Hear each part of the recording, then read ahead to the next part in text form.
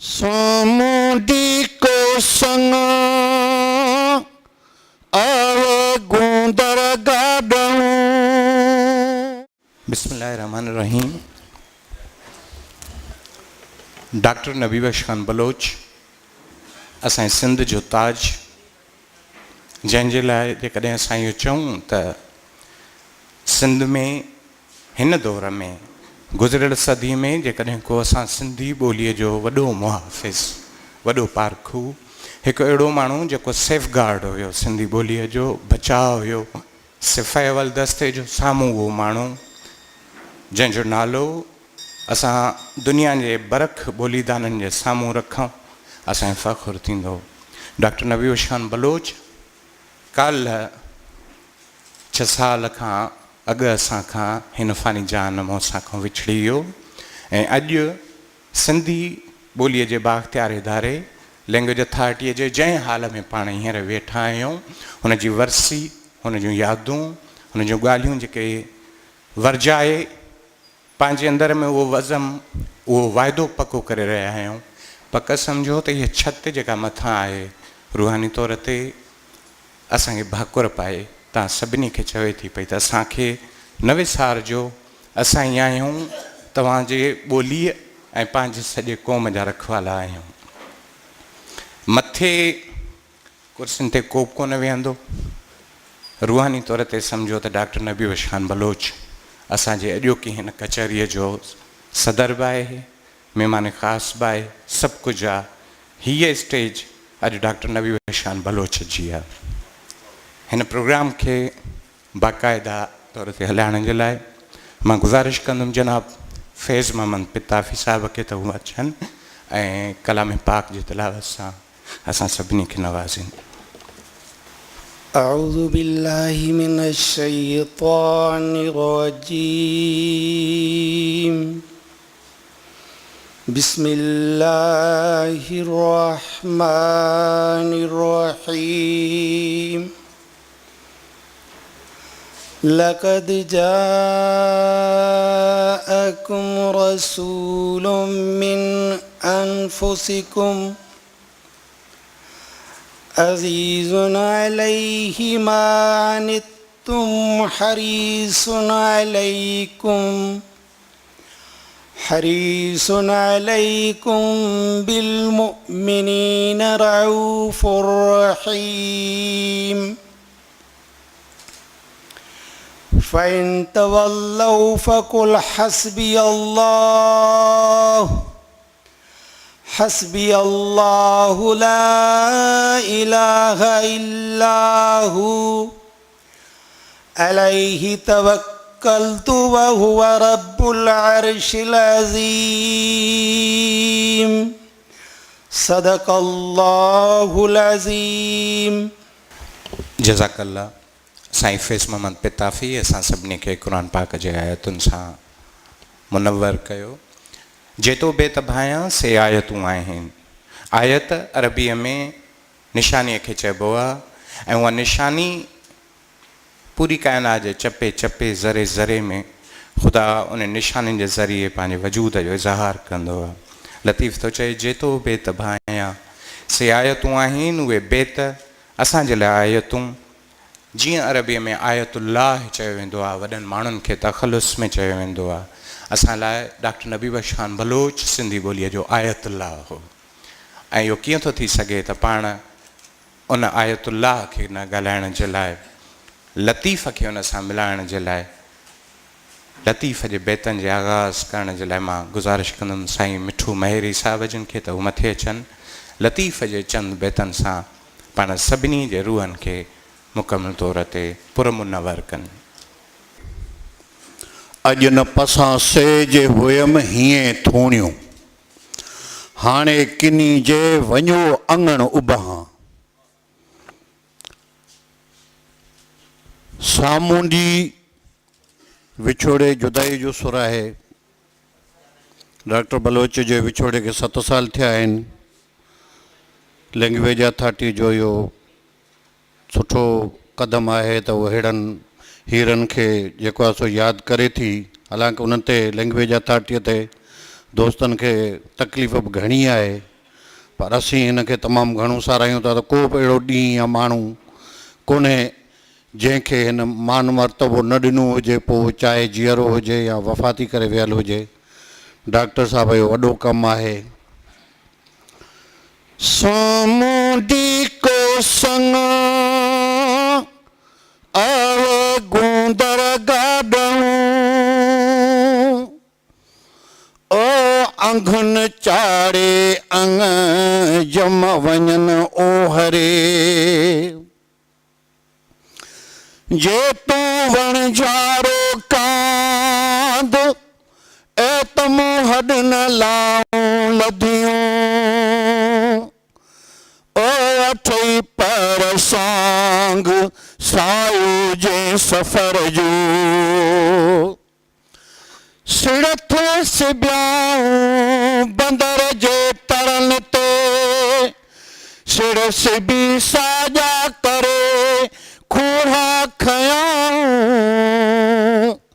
बैरकूं बहरनि में छोड़े छॾियाऊं, लहरियूं लंघियाऊं लुत्फ़ साण लतीफ़ चए, उलोड़ण न ॾे वर विधाई वंझ खे, रह अॼो की रातड़ी तूं लालण मूं लाए, वञ न फोड़ाए तूं एॾे सफ़र सुपरी।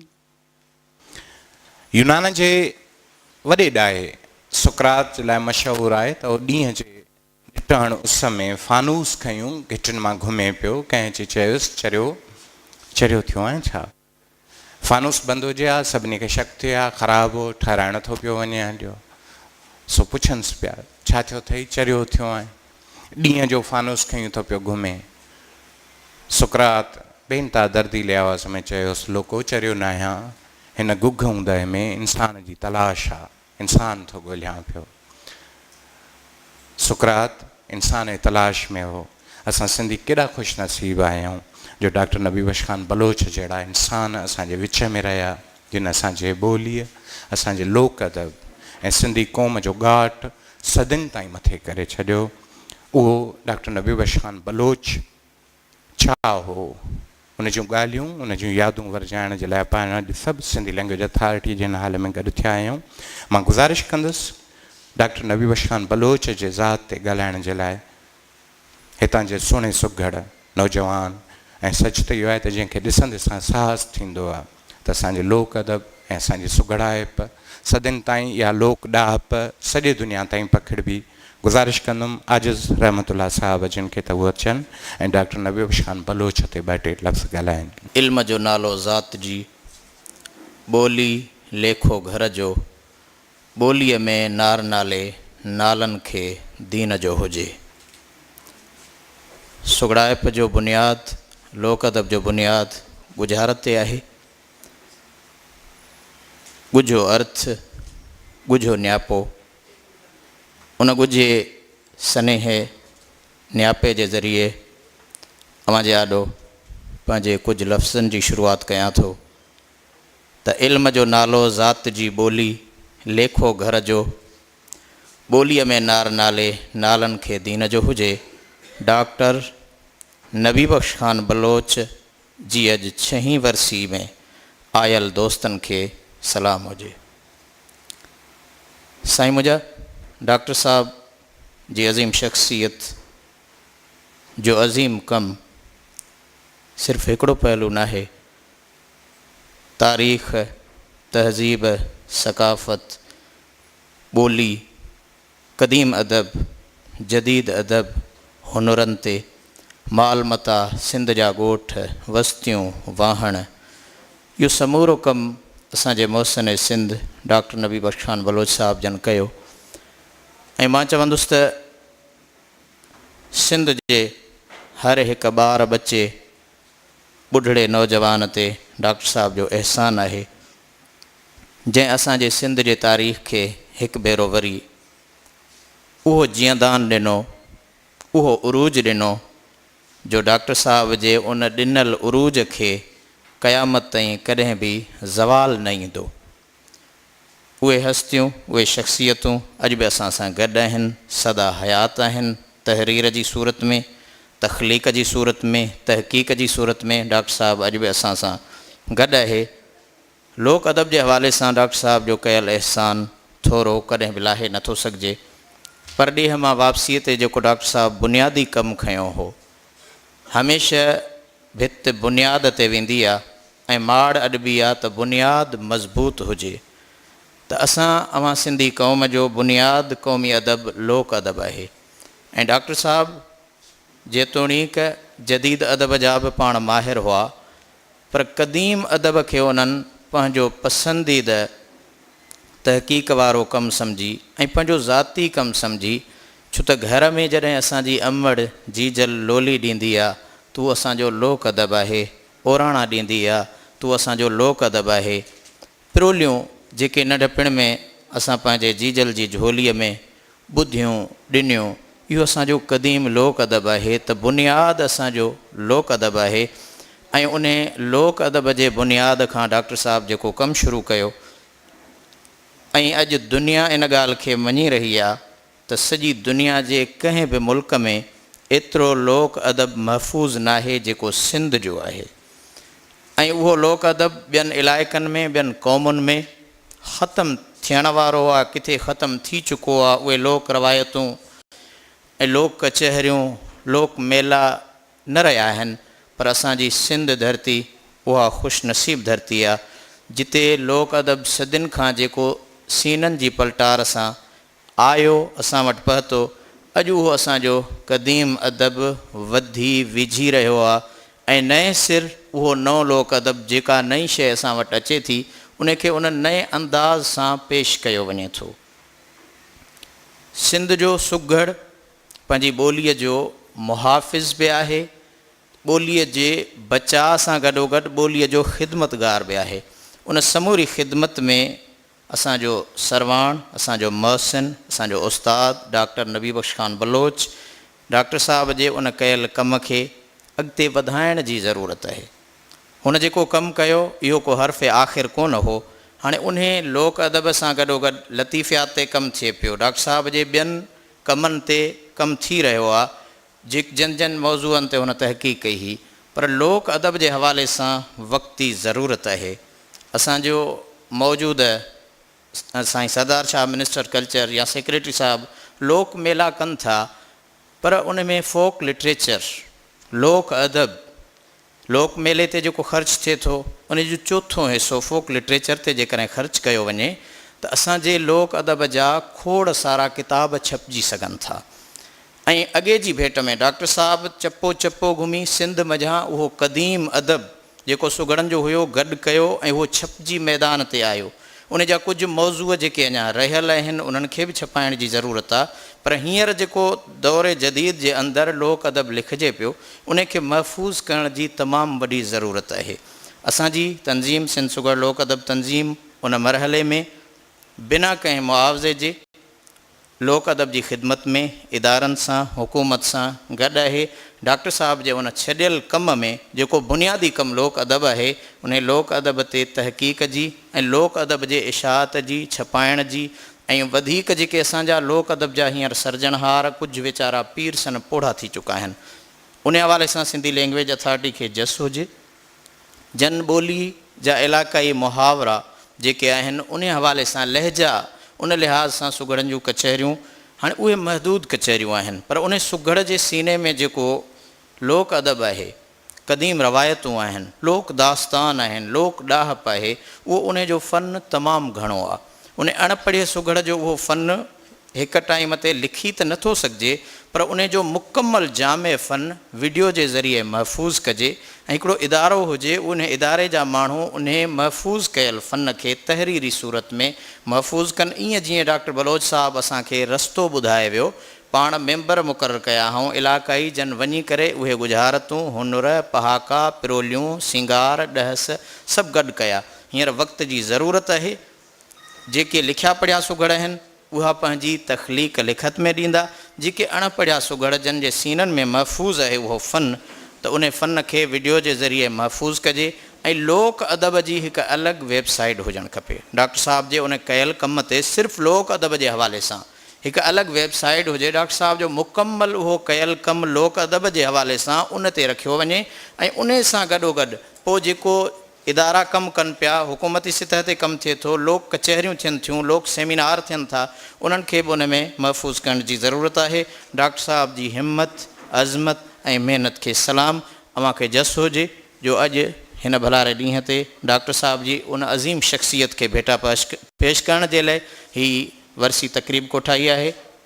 मां थोराइतो आहियां मोहतरम जनाब डॉक्टर अब्दुल गफूर मेमन साहिब जन जो, चेयरमैन सिंधी लैंग्वेज अथॉरिटी, ऐं आयल मुअज़्ज़िज़ महिमाननि जो जन मूं अदना नाक़िस ॾात धणी खे थोरो वक़्तु ॾिनो। अव्हां जी वॾी महिरबानी। महिरबानी साईं आजिज़ रहमतुल्लाह साहब। ऐं अदाजिज़ जेका ॻाल्हि कई त लोक अदब ऐं लोक जेका ॾाहप आहे, जेका असांजे सुगड़नि वटि, जेका असांजे पीर सननि जे सीननि में आहे, जेका उन्हनि ताईं पोशीदा सिंधी ॿोलीअ जे बाख़्तियार इदारे मुख़्तलिफ़ वक़्तनि ते जेके सुगड़ कॉन्फ्रेंसूं करायूं, मुख़्तलिफ़ वक़्तनि ते जेके सुगड़ कचहरियूं करायूं, उन्हनि जूं 117 वीडियोज़ हींअर तव्हांजे यूट्यूब ते पयूं आहिनि। तव्हां मां को बि कॾहिं किथे बि उन्हनि सभिनी खे एक्सेस करे सघे थो, जंहिंमें लाड़ी, ढाटकी, जेके बि असांजा लहजा आहिनि, उतरादी लहजा आहिनि, इहे सभु जो सभु ऐं लोक अदब हींअर यूट्यूब ते पिया अथव। छड़ो सिंधी लैंग्वेज अथॉरिटी तव्हां लिखो, तव्हां लहजा लिखो, तव्हांखे सभु वीडियोज़ मिली वेंदा हलिया। ऐं सिंधी लैंग्वेज अथॉरिटी इन्हनि सभिनी शयुनि खे अखियुनि में रखे थी पई। ऐं इंशाअल्लाह ताला इहो जेको लोक अदब जी जेका वेबसाइट आहे या पोर्टल आहे, उनखे पाण अॻिते आणींदासीं पिया। सिंधी ॿोली अथॉरिटी जे हिन हाल में जेको डॉक्टर नबीश खान बलोच जे वरसीअ जे मुनासिबत सां अॼु इहो प्रोग्राम रखियो आहे, उन में असांजी ख़ुशनसीबी आहे त अॼु असांजे हिन सॼे मेड़ में साईं जो न्याणो मोहतरम मोहम्मद रफ़ीक बलोच साहिबु ऐं ॾोहिटो अरशद बलोच साहिबु असां सां वेठा आहिनि। सिंधी ॿोली अथॉरिटीअ में साईं नबीश खान बलोच जा सोट जेके असां सां गॾु हिन लैंग्वेज अथॉरिटीअ जा ज़ामिन तौर ते जेके छत खे संभालींदा आहिनि, साईं ख़ैर मोहम्मद साहिबु आहे त साईं मोहम्मद अमीन लगारी साहिबु आहे, उहे साईं जा सोट आहिनि। मां गुज़ारिश कंदुमि साईं ख़ैर मोहम्मद साहिबु जन खे ख़ानदानी फ़र्द जे हिसाब सां हुननि पंहिंजे वॾे खे कीअं ॾिठो, उन ते अची रोशनी विझनि साईं ख़ैर मोहम्मद बलोच साहिबु जन। बिस्मिल्लाहिर्रहमानिर्रहीम। डॉक्टर साहब जे ख़िदमतनि जा त केतिरा ई पहलू आहिनि, केतिरा ई रुख आहिनि। साईं हींअर ॻाल्हि कई फैमिली जे हवाले सां, इहो बि हिकिड़ो अलॻि मौज़ू आहे। इन ते जेकर लिखिजे त सच पुछो त घणो कुझु लिखी सघिजे थो, पर आउं थोरो ॿिए हवाले सां ॻाल्हि कंदुसि। हे इल्मी अदबी ॻाल्हियूं डॉक्टर साहब कयूं, घणियूं ख़िदमतूं हुजूं तइलीम में, इल्म में, पर हिकिड़ो रुख रहिजी पियो वञे, हर भेरे मूं नोट कयो आहे। उहो डॉक्टर साहब जी वॾी ख़िदमत हुई, सॼी ज़िंदगी जी ख़िदमत हुई। उहा ख़िदमत हुनजी हुई हुनजो ॻोठ ऐं हुनजी पसकिरताई। छो जो डॉक्टर साहब जॾहिं नंढड़ो हुयो त असांजे ॻोठ खां तक़रीबन 1.5 माइल खनि परे दीवाननि जो हिकिड़ो स्कूल हुयो। चाचो असांजो वफ़ात करे वियो हुयो, डॉक्टर साहब अकेलो पुटु हुयो चाचे जो। 3-4 सालनि जो ॿारु, बाबा हुनखे रोज़ु कुल्हे ते खणी स्कूल छॾे ईंदो हो, सुबुह जो, मंझंदि जो वरी खणी ईंदो हो। पोइ थोरो वॾो थियो, पोइ वरी पंधु वेंदा हुआ, पोइ गर्मियूं सर्दियूं मींहुं, विच में वरी हिकिड़ी शाख हूंदी, काठी हूंदी, उन ते टिपी हुन पासे वेंदा, ॿारनि लाइ ख़तरो। डॉक्टर साहब खे इन ॻाल्हि जो अहसासु थियो त असांजे ॻोठ जा छोकिरा पढ़ी कोन सघंदा। पोइ 1942 में जूनागढ़ मां डॉक्टर साहब जॾहिं आयो, तॾहिं सांगड़ ज़िलो नवाबशाह ज़िले में हो। पोइ नवाबशाह जी लोकल बोर्ड जेका हुई, उते वञी डॉक्टर साहब दरख़्वास्त ॾिनी 1942 में। पोइ उते असांजा कुझु दीवान हुआ, उन्हनि मुखालफ़त कई त 1.5 माइल वेझो स्कूल आहे त हिते स्कूल क़ाइमु न थियणु खपे। पोइ 19 साल उहा रद्द थी वई। ॿिए साल डॉक्टर साहब वरी जेके कुझु दीवान हुआ उन्हनि खे राज़ी कयो, कुझु मुस्लमान मेंबर हुआ, पहिरीं उन्हनि सां मिलियो, उन्हनि खे चईंदा आऊं दरख़्वास्त ॾियां थो पर ॿेड़ी मुंहिंजी हिमायत कजो। पोइ उहा हिमायत थी ऐं प्राइमरी स्कूल असांजे ॻोठ में पहिरियों दफ़ो क़ाइमु थियो 1942 में। पोइ बि जाइ कान हुजे, डॉक्टर साहब ॻोठ आयो त पोइ ॾांद गाॾी काहे, पोइ असां जमड़ा हुआ आहे उतां पल जेका आहे उहा वढे, को 3-4 माण्हू हुआ उन ॾांद गाॾी ते डॉक्टर साहब खे विहारियूं। पोइ आया उन स्कूल खे छित भित विझी उनखे ढके पननि सां, पोइ स्कूल क़ाइमु थियो। पोइ ॿारड़ा पढ़िया असांजा। पोइ डॉक्टर साहब ॻोठ में मिडिल स्कूल बि क़ाइमु कयो। पोइ वरी boys high school, girls high school, यानी गर्ल्स प्राइमरी स्कूल अॻु में क़ाइमु थी चुको हो। ॿियो डॉक्टर साहब इहो कमु कयो त हिते जेको पंहिंजो घरु हो उन खे हॉस्टल करे छॾी, त जेके छोकिरा उतां पढ़नि उहे अचनि, बाबा मूं वटि अची रहो, दाल मानी आऊं खाराईंदुसि, पढ़ो। उन में असांजो हिकिड़ो हारी हो, उनजो पुटु हो आचरदास, उहो बि आयो रहियो, पढ़ियो ऐं पोइ मुख़्तियारकार थियो। इहो 42-43 जो ज़मानो सांगड़ में मार्शला जो दौरु आहे, अंग्रेज़नि जो दौरु हो। तमामु घणियूं तकलीफ़ूं हुयूं, ॾुखियायूं हुयूं। डॉक्टर साहब खां अॻु में असांजे ॻोठ में सिर्फ़ु 2 प्राइमरी मास्तर हुआ। पोइ डॉक्टर साहब जॾहिं हीउ पढ़ायो त अल्हम्दुलिल्लाह क़रीब पसगिरदाई जी 10,000 जी आबादी आहे ऐं 100 सैकड़ो तइलीम आहे। पोइ यूनिवर्सिटी में जेके छोकिरा पढ़िया वरी डॉक्टर साहब इस्लामाबाद वियो त वरी उन्हनि खे उते डॉक्टर साहब दाख़िलाऊं वठी ॾिनियूं, पंजाब यूनिवर्सिटी में, ॿियनि में। तइलीम लाइ डॉक्टर साहब जो तमामु घणो ध्यानु। डॉक्टर साहब सियासी माण्हू कोन हो, पर हू इहो चवंदो हो त हर माण्हू जेकॾहिं रुॻो पंहिंजे ॻोठ में ख़िदमत करे त सिंध सोनी थी वञे। असां केतिरा माण्हू पढ़ी लिखी ॻोठनि मां निकिरी पोइ शहरनि में अचनि था, वेही था रहनि, पोइ ॻोठ खे विसारे था छॾनि। भले निकिरजे, अची वेहिजे, पर थोरी घणी सार पोइ हिते बि लहिजे। फ़र्ज़ु आहे हर माण्हू खे अलाह ताला दुनिया में मोकिलियो आहे। लंडन में पाण खे पैदा करे सघियो थिए, पर जिते मोकिलियो अथसि उते को फ़र्ज़ु रखी मोकिलियो अथसि, थोरी घणी ख़िदमत कजे। त असां वटि डॉक्टर साहब पोइ असांजे ॻोठ आहे मेन रोड खां 3 माइल खनि अंदरि। ॿी वेड़ डॉक्टर साहब खाधी त रस्तो कोन हो असांखे, माण्हू बनो ॾेई वेंदा हुआ। पोइ राति जे टाइम ते सर्दी गर्मी किन माण्हुनि खे नांग खाई विया। उहो बि वॾे ज़ोर ते, छो जो असांजा माण्हू सादा, जंहिंजूं पहिरियों ॿनियूं पियूं अचनि, उन्हनि जी दरख़्वास्तूं ॾिनियूं त असांखे रस्तो खपे ई कोन। उहो वॾे ज़ोर ते डॉक्टर साहब उहो रस्तो कढायो। बिजली 88 में डॉक्टर साहब मंज़ूर कराए असांजे ॻोठ में आंदी। यूनियन काउंसिल असांजे ॻोठ में कराई। सुई गैस असांजे ॻोठ में आई। टेलीफोन थी, वाटर सप्लाई, हॉस्पिटल, यानी जेके शहरी सहूलियतूं आहिनि से समूरियूं बेलॉस ख़िदमत। इन लाइ न त सुभाणे इलेक्शन में बीहंदुसि माण्हू मूंखे वोट ॾींदा, उहो सियासी माण्हू कोन हो।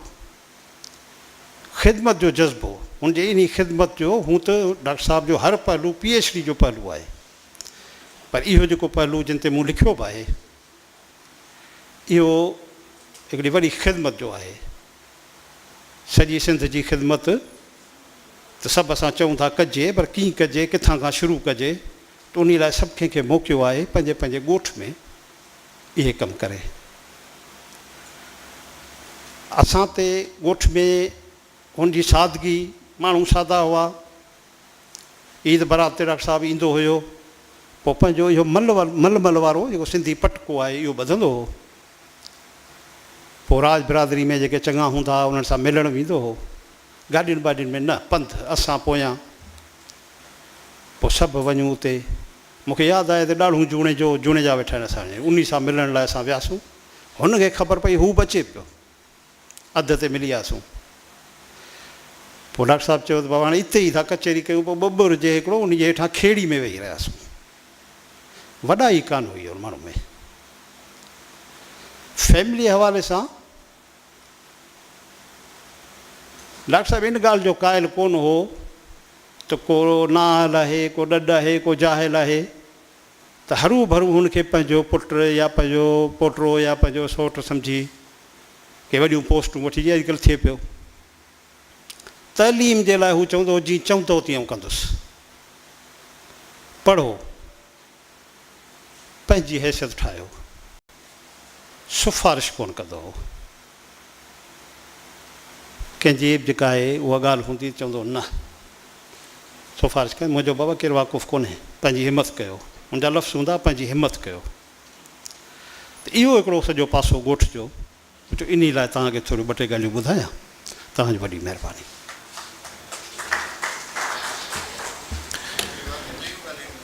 वॾी महिरबानी साईं ख़ैर मोहम्मद बलोच साहिबु। मां तस्सीह कंदो हलां, असांजे हिन सथ में साईं जो न्याणो अर्ज़ मोहम्मद साहिबु आहे ऐं संदसि पुट आहिनि मोहम्मद रफ़ीक बलोच साहिबु ऐं पोटा आहिनि अरशद बलोच साहिबु अचनि।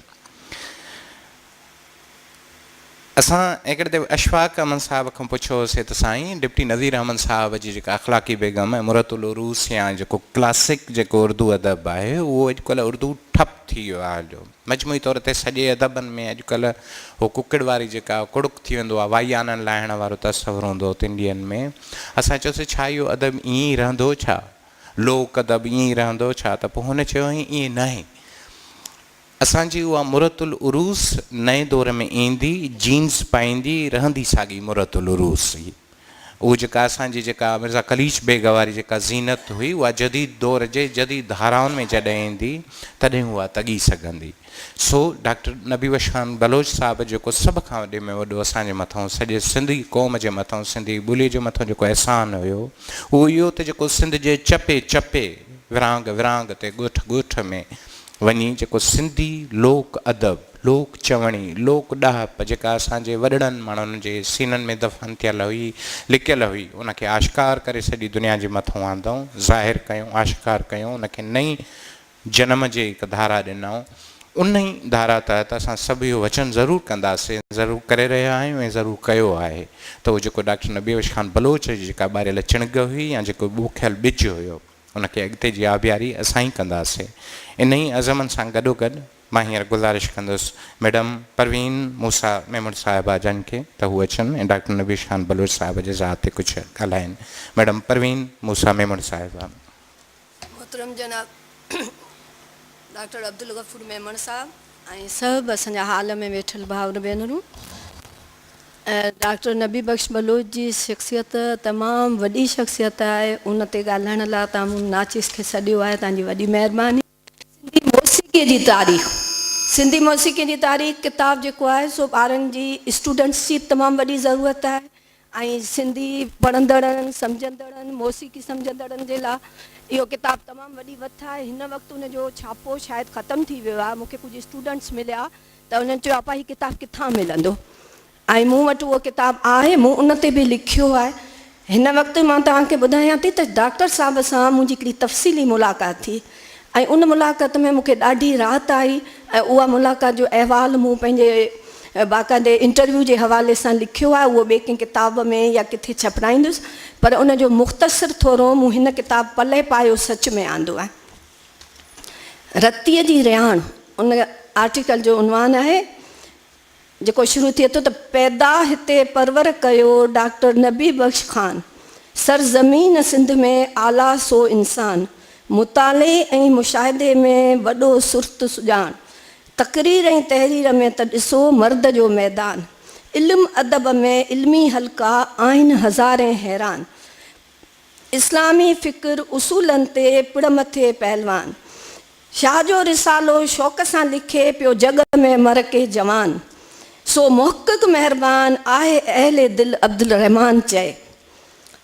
ज़िंदगी फ़क़ति दुनिया जूं रंगीनियूं ऐं रानायूं मेड़ण जो नालो न आहे, पर ज़िंदगी इल्मु आहे ऐं इबादत आहे, त मोहबत ऐं रियाज़त आहे, त सच ऐं सूंहपण जंहिंमें वॾी अहमियत हुस्न इख़लाक़ जी आहे। रोज़मर्रा जे हयातीअ में असीं केतिरनि ई माण्हुनि सां मिलूं था, पर के माण्हू मोतीअ दाणनि मिसल आहिनि जिन सां कयल मुलाक़ात दिलि जे गहराइयुनि में पेई वञे थी, संद नक्श सालनि ताईं दिलियुनि में रहे थो।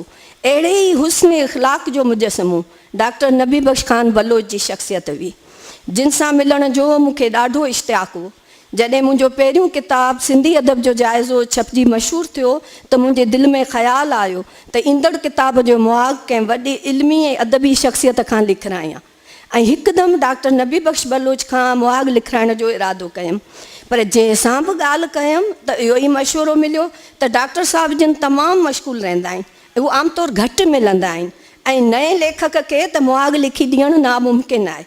पर मूं पंहिंजो इरादो मज़बूत रखियो ऐं अदा मोहम्मद अली डिपलाई महरफ़त डॉक्टर साहिब जिन सां मुलाक़ात जो वक़्तु वरितो ऐं साणनि मिलणु वई हुअसि। साईं ॾाढे कुर्ब ऐं इज़त सां मिलिया। संदन हलीम नेठी बुरदबार शख़्सियत मूंखे ॾाढो मुतासिर कयो। तक़रीबन कलाक ॾेढ वेहण थियो, जंहिंमें ख़ासि तौरु मोहम्मद उस्मान डिपलाईअ जो लिखियलु अदब, डिपलाई क़ौम जो बुनियाद, डिपलाईअनि जो मिज़ाज आदतूं, सिंधी अदब, अंग्रेज़नि जो दौरु, सिंध जी तारीख़ ऐं ॿियनि मौज़ुअनि ते साईं ॾाढी मुफ़ीद ॼाण ॾिनी, जेका असां ख़ुदि खे ख़बर कोन हुई असांजे डिपलाईअनि जे बारे में। मूंखे टेप रिकार्डर न खणी वञण जो ॾाढो अफ़सोस थियो, पर केतिरियूं ॻाल्हियूं घर अची मूं नोट करे छॾियूं ऐं उन ई मुलाक़ात जो अहवालु मूं पंहिंजे किताबु मुल महांगा सुपरी में ॾिनो आहे। बलोच साईं खे जॾहिं मुआग जो चयमि त तमामु इज़त सां चयाईं त बाबा मूंखे तमामु ख़ुशी आहे त तव्हां डिपलाईअ जो कलमी सफ़र जारी रखियो आहे ऐं आईंदा बि लिखंदा रहिजो, पर मूंखे नावल, अफ़साना ऐं सफ़रनामा पढ़ण जो वक़्तु कोन्हे, इन करे इन ई मुतलिक़ तव्हांजे हिन किताब ते आऊं तफ़सीली न लिखी सघंदसि। बाक़ी दुआया कलमात जा 2 अखर सरसरी जाइज़ो वठी लिखी ॾींदसि। मूं मशकूर थींदे चयो त साईं तव्हांजा दुआया कलमात जा 2 अखर मुंहिंजे लाइ वॾी अहमियत रखनि था। संदन घरां अचण महिल साईं जिन मूंखे दरवाज़े ते छॾण आया, मुंहिंजे मथे ते हथु रखी दुआ ॾिनऊं ऐं वधीक लिखण पढ़ण जी तलक़ीन कयाऊं। हफ़्ते खां पोइ मुंहिंजे हैरानीअ जी हद कोन रही जो साईं जो लिखियलु दुआया कलमात मुंहिंजे पोस्टल एड्रेस ते घर पहुची विया। ऐं एतिरी सारी मसरूफ़ियत में एॾो कमिटेड माण्हू तमामु थोरा हूंदा आहिनि।